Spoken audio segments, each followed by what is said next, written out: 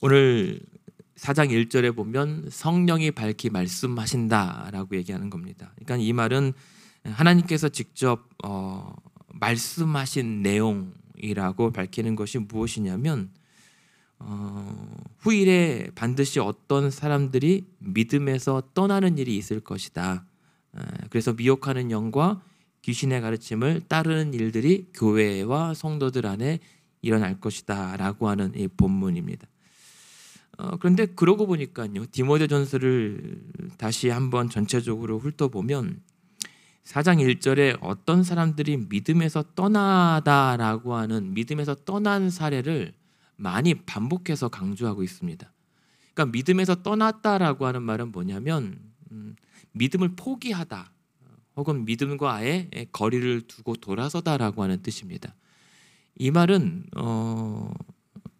믿음이 있었던 것인지는 잘 모르겠으나 어떤 의미가 있냐면 디모데전서의 말씀에 계속 이 사례를 한번 보죠. 그러니까는 이 디모데전서 1장 6절부터 계속 이런 표현이 나오거든요. 1장 6절에 보면 어떤 사람들이 이에서 벗어나, 그러니까는 이러한 거짓 없는 믿음, 이러한 이 신앙에서 벗어나 헛된 말에 빠져라고 하는, 여기 벗어나부터 시작합니다. 이게 마지막까지 이어지거든요. 그리고 1장 19절에 보면 어떤 이들이 믿음에 관하여 파선됐다. 근데 믿음에 관하여 파선됐고 벗어난 것이 어떤 것과 바울이 동일하게 설명하냐면 1장 20절에 보면 사단에게 이들이 내어준 바 되었다라고 하는 것으로 연결이 됩니다. 그리고 4장 1절에도 그렇고 5장 12절에도 보시면요, 5장 12절에 보면 이들이 처음 믿음을 저버렸다라고 하는 거죠.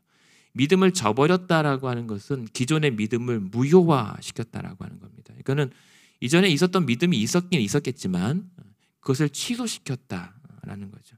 근데 그 취소시킨 믿음이 5장 15절에 보면 뭐라고 하냐면 그래서 이미 사탄에게 돌아간 자들이 있다라고 얘기합니다. 그러니까 믿음을 저버린 것은 단순히 믿음이 약해진 것이 아니라 그것이 결국에는 사단에게 내어준 바 혹은 사단에게 돌아간 바 되었다라고 하는 것과 같은 의미로 얘기를 해요. 그러면서 결국에는 6장 21절의 마지막 구절도 이것을 따르는 사람들이 있어 믿음에서 벗어났느니라 라고 얘기합니다. 그러니까 바울이 디모데전서를 쓸 때 에베소 교회에 목회하고 있었던 디모데 목사에게 권면과 또 교훈의 편지를 보냈단 말이에요. 이 말은 뭐냐면 에베소 교회가 참 좋은 교회였으면 틀림없으나 그 안에 믿음을 떠난 자들 그리고 사탄에게 내어준 바 된 자들이 존재했다. 그리고 이 사실은 바울 자신의 이야기 아니라 4장 1절에 성령님께서 분명히 밝혀 말씀하신 확실한 사실이다라고 하는 얘기입니다. 조금 좀 혼란스럽죠, 이렇게 됐을 때. 왜냐하면 우리가 일반적으로 하나님의 구원과 약속은 취소되지 않는다, 우리의 선택된 이 자들의 신분은 박탈되지 않는다라고 우리가 믿어왔는데, 이들은 교회를 열심히 다녔을 것이고 믿음이 뜨겁다라고 생각했을 수 있는 성도들인데 알고 봤더니 믿음이 취소되거나 사탄에게 돌아갔다라고 하는 것은 사실은 구원을 얻지 못했다라고 하는 겁니다. 그러니까 우리에게 좀 다소 좀 당황스러운 지적이죠. 그러니까 우리가 이 교리적인 이슈가 뭐가 있냐면요, 여러분, 우리가 한번 받은 구원이 취소될 수 있을까? 여러분도 어떻게 생각합니까? 한번 받은 구원이 취소되겠다? 된다? 안 된다? 분명히 아실 것은 우리에게 한번 받은 구원은 취소되지 않습니다. 왜냐하면 하나님의 구원은 후회가 없고 또 돌이킴이 없기 때문에 우리의 구원은 취소되지 않습니다. 여러분은 구원받은 자로서 하나님께서 너는 나중에 내 마음이 바뀌었다, 너는 저리 가라 라고 내치지 않으세요. 단 구원이 취소되진 않지만 그러나 그 구원에 이르는 믿음이었는가 아닌가는 그것은 모르는 거죠. 우리의 믿음이 과연 구원에 이를 수 있는 믿음이었는가 아니면 우리가 생각하는 정도의 믿음이었는가에 따라서 구원이 취소가 아니라 아예 구원을 못 받은 상태에서 머물렀다가 사단에게 건너가거나 혹은 믿음을 저버린 케이스가 되는 거죠. 우리는 헷갈리면 안 돼요. 그러니까 에베소 교회에도 이런 사람들이 분명히 있었단 말입니다. 예수 그리스도에 대한 구원에 이르는 믿음을 소유한 자들이 분명히 더 많았겠죠. 그러나 이 에베소 교회의 일부 거짓된 성도들은 자신들이 믿음이 있었다고 하나 그 믿음이 애초에 구원에 이르기까지는 아직 부족한 상태였다가 그냥 도달하지 못하고 포기된, 그리고 돌아간, 혹은 믿음을 벗어난 상태라고 우리가 이해하면 돼요. 근데 왜 그럴까? 왜 믿음이 우리의 구원에 이르는 믿음에 이르지 못할까? 혹은 우리가 이따금 믿음에서 벗어나게 될까? 근데 우리가 또 믿음에 벗어났다라고 완전히 우리가 정죄하거나 판단하면 안 됩니다. 왜냐하면 구원은 최종까지 하나님의 몫이기 때문에 저 사람은 글렀어. 아니에요. 사탄에게 넘어간 것처럼 보이는데 다시 회개하고 돌아올 수도 있는 거예요. 그건 우리의 몫이 아닙니다. 그것은 하나님의 몫입니다. 그러나 우리가 이따금 신앙생활하면서 믿음에서 벗어난 자들을 정죄하고 판단하기보다는 우리는 그런 우려에 더 깨어 있어야죠. 내 믿음이 그렇게 이탈되어 있으면 어떻게 되나? 내 믿음이 행여라도 하나님의 그 구원에 이른 믿음의 정도에서 벗어나 있으면 어떻게 되는가? 근데 이렇게 봤더니 이들이 믿음에서 벗어나 혹은 오늘 본문처럼 믿음에서 떠나는 케이스가 디모데전서에서는 한 5가지 정도 케이스가 있더라고요. 그러니까 왜 이렇게 믿음에서 실족하게 될까? 혹은 심지어 그냥 아예 사탄에게 돌아가기까지 갈까? 어제 본문에도 있었지만 첫 번째 이유가 1장 4절 6절에 보면 신하와 끝없는 족보, 그리고 1장 6절에 보면 헛된 말에 빠졌을 때 믿음에 벗어난다라고 얘기를 하거든요. 그러니까 신하와 끝없는 족보라고 하는 것은 결국 사람의 영광 혹은 이 허영심 같은 거죠. 그런 어떤 뒷배경을 신앙의 근거와 자랑으로 내세운다라고 하는 것은 그리스도 아닌 다른 무엇으로 내 신앙의 존재 기반을 다져간다는 거니까 애초 시작부터가 다른 거예요. 그러니까 오늘 본문에 위에 보시면은 3장 16절에 보면 크도다 경건의 비밀이여 하잖아요. 그러니까 이 본문이 어떤 맥락에서 쓰여졌냐면 에베소 교회와 디모데에게 교회가 어떤 곳인가? 3장 15절에 네가 너로 하여금 하나님의 집에서 어떻게 행하여야 할지를 내가 알게 하겠다. 하나님의 집, 이 교회는 어떤 곳인가? 교회는, 이 집은 살아계신 하나님의 교회다. 하나님의 교회고, 이 교회가 하나님의 교회가 되려면 어디 터에 있어야 되냐면 진리의 기둥과 터 위에 세워져야 한다. 그리고 그 진리의 기둥과 터는 바로 16절에 그것이 바로 크도다 경건의 비밀인데 그가 바로 예수 그리스도시다. 그러니까 이 말은 우리의 믿음과 교회의 존재 기초는 경건의 큰 비밀이신 예수 그리스도에서부터 시작돼야 된다는 거죠. 근데 1장 4절과 6절에 보면 이들의 신앙의 존재 그 기본이 뭐냐면 신화 혹은 끝없는 족보 혹은 헛된 말, 허영심, 이것들이 내 존재 기반이 되면 그래서 열심히 할 수도 있어요. 충성할 수 있단 말입니다. 근데 그것이 그리스도에 대한 충성이 아니라 사람과 조직에 대한 충성이 됐을 때 믿음이 인 줄 알았는데 사실은 금방 무너질 수밖에 없는 믿음 아닌 믿음이었던 거죠. 두 번째는 양심입니다. 1장 9절에 보니까 어떤 말씀이 있냐면 1장 19절입니다. 1장 19절에 보면 믿음에 관하여 파산한 사람들이 있었는데 후메네오와 알렉산더 이런 사람들이요. 근데 이들이 반복되는 게 뭐냐면 믿음과 착한 양심을 가지라 그들은 어떤 이들은 양심을 버렸고 믿음에 관하여 파산했다라고 파손했다고 합니다. 그러니까 양심이라고 하는 것은 우리의 영적이고 내적인 지각 능력이거든요. 그러니까 우리의 내적 감각이라고 한다면 양심은 그냥 너 양심에 뭐 털났냐 뭐 이런 어떤 그 정도의 도덕 윤리적 가치가 아니라 하나님을 알만한, 하나님을 지각할 수 있는 능력이 양심이란 말이에요. 그래서 하나님을 알만한 것을 사람들 속에 넣었다라고 하는 것이 로마서 1장에 바울이 얘기했던 것처럼 우리의 내적 감각에는 하나님을 알만한 지각 능력이 있어요. 근데 그 양심을 버려서 그 믿음에 대한 파손했다라고 하는 것은 그 양심에 우리의 내적인 감각들이 망가져서 하나님을 의식하지 못하는 상황이 된 겁니다. 그러니까 양심의 고장이 나버린 거죠. 세 번째는 오늘 읽어드렸던 4장 1절에 어떤 사람들이 또 믿음에서 떠나게 되죠? 미혹하는 영과 귀신의 가르침을 따르게 될 때. 그래서 2절에 보면 양심이 화인 맞았을 때라고 하는 겁니다.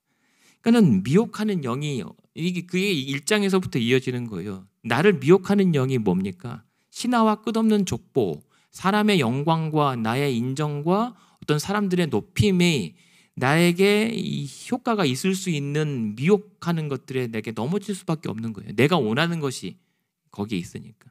근데 그 미혹하는 영이 사실은 엄밀히 따졌을 때 다른 영. 그것이 하나님의 가르침이 아니라 귀신의 가르침인데도 불구하고 하나님의 말씀처럼 보일 때가 있단 말이에요. 우리 조심해야 됩니다. 하나님의 말씀이라고 하는데 하나님의 말씀이 사실은 다른 영.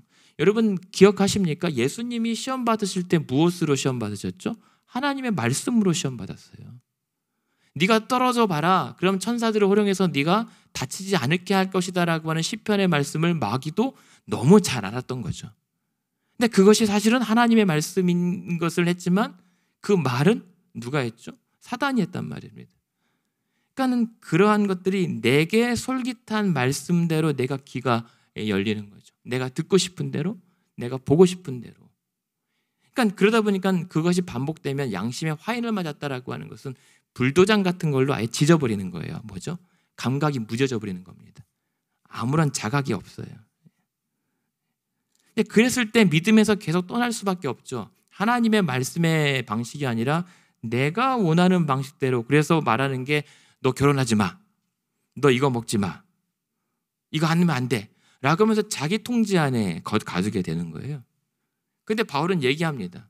아니다. 하나님께서 지으신 모든 것은 버릴 것이 없다. 말씀과 기도로 거룩해 해줘라. 감사함으로 받으라. 그러니까 하나님의 방식과 전혀 다른 방식대로 뭔가 경건해 보이나 하나님께서 의도했던 바는 전혀 아닌 것. 경건해 보이는데 이상한 거예요. 이게 믿음에서 떠나게 되는 과정이죠. 그리고 네 번째 요인은 뭐냐면 정욕입니다. 5장 12절에 있는데 5장 12절에 보면 처음 믿음을 버렸으므로 정죄를 받느니라. 그 이는 6장 12절에 또 보면은 6장 10절이네요. 6장 10절에 보면 돈을 사랑하는 사람이 일만하게 뿌리가 되나니 이것을 탐내는 자들 미혹을 받아 믿음에서 떠나 많은 근심으로써 자기를 찔렀다라고 얘기를 하게 됩니다. 그러니까 지금 이 말은 뭐냐면 5장 12절에 처음 믿음을 저버렸다라고 하는 것은 11절에 위에 보면 정욕으로 결혼을 하는 겁니다. 그러니까 어떤 하나님의 거룩한 가정과 어떤 성경의 교훈에 따른 것이 아니라 자신의 육체적 쾌락과 정욕을 위해서 결혼하게 되는 경우, 이것이 정욕 따라 이게 신앙생활하면 결국 믿음을 저버리는 결과를 초래할 수밖에 없다라고 얘기하는 거고, 방금 6장 10절에 보면 돈을 사랑한다라고 하는 것은 내가 육체적인 정욕을 돈을 사랑을 쫓아간다라고 하기 때문에 그 미혹을 받아서 믿음에서 떠나버렸다라고 얘기하는 거예요. 디모데 4장 3절에 보면 이런 말씀이 있습니다. 때가 이르면 사람들이 자기 사욕을 따를 스승을 많이 둔다고. 이 말은 사람들이 때가 이르면 자기가 원하는 대로 말해주고 가르치고 인도해줄 스승을 쫓아가게 되어 있다라고 얘기하는 겁니다. 그러니까 지금 믿음에서 떠난 이 사람들은 자기가 원하는 대로 듣고 싶은 말을 해주는 사람들을 계속 쫓아가다 보니까 믿음을 저버리게 되는 상황에 이른 거죠. 근데 결국은 이 모든 것을 종합하면 한마디로 끝나요. 6장 3절에 보면 무엇이죠?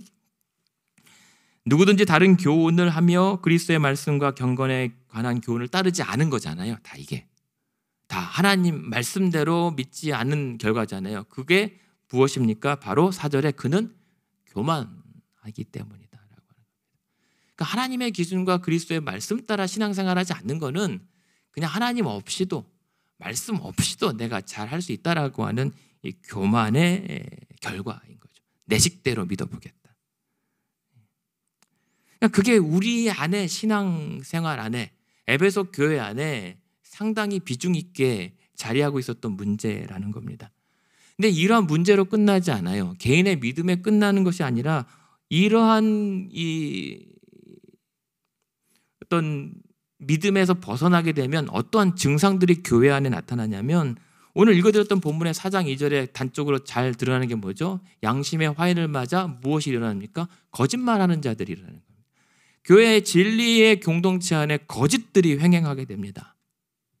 5장 13절 한번 보시겠습니까? 5장 13절에 보면 이러한 믿음을 저버렸기 때문에 어떤 일들이 일어나요? 게으름이 일어나요. 근데 이 게으름은 어떤 게으름이냐? 부지런한 게으름이에요.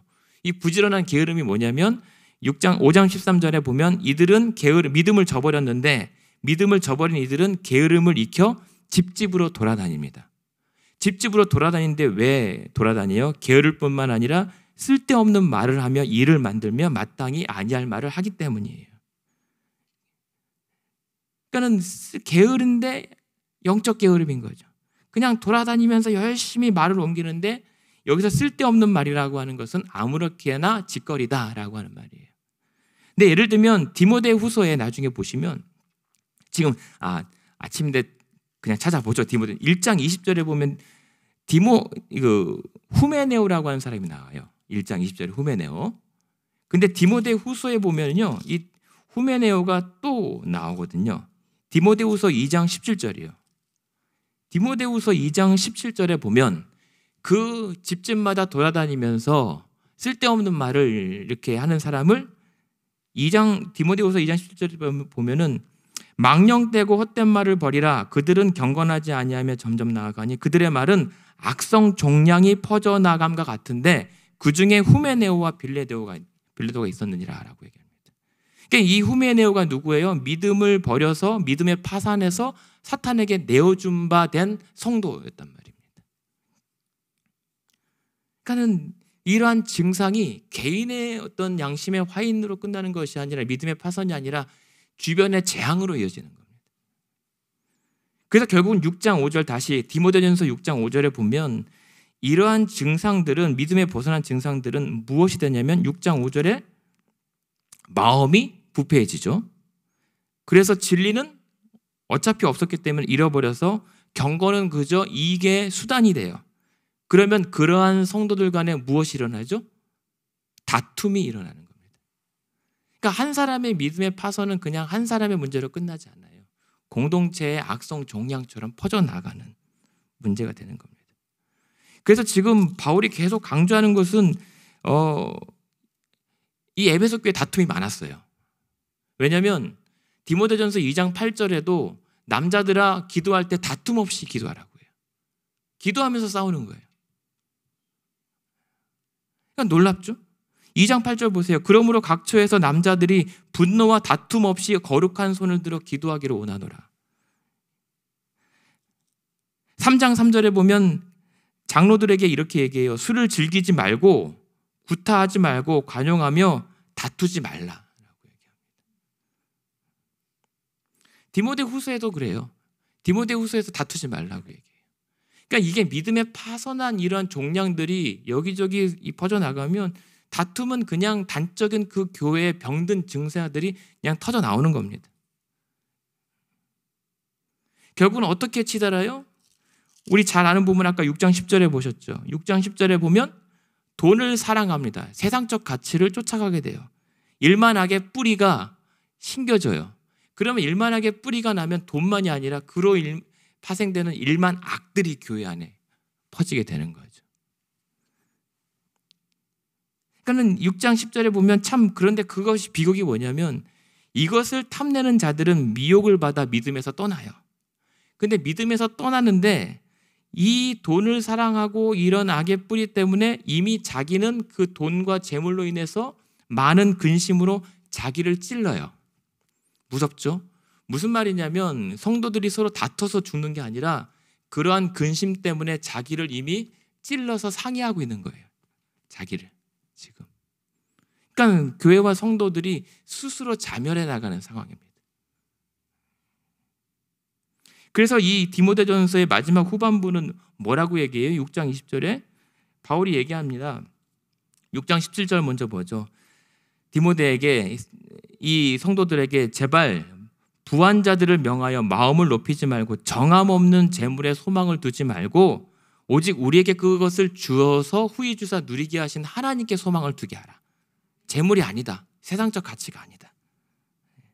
그러면서 20절에 망령되고 헛된 말과 거짓된 지식의 반론을 피하고 제발 부탁한 것을 지키도록 얘기 좀 해달라.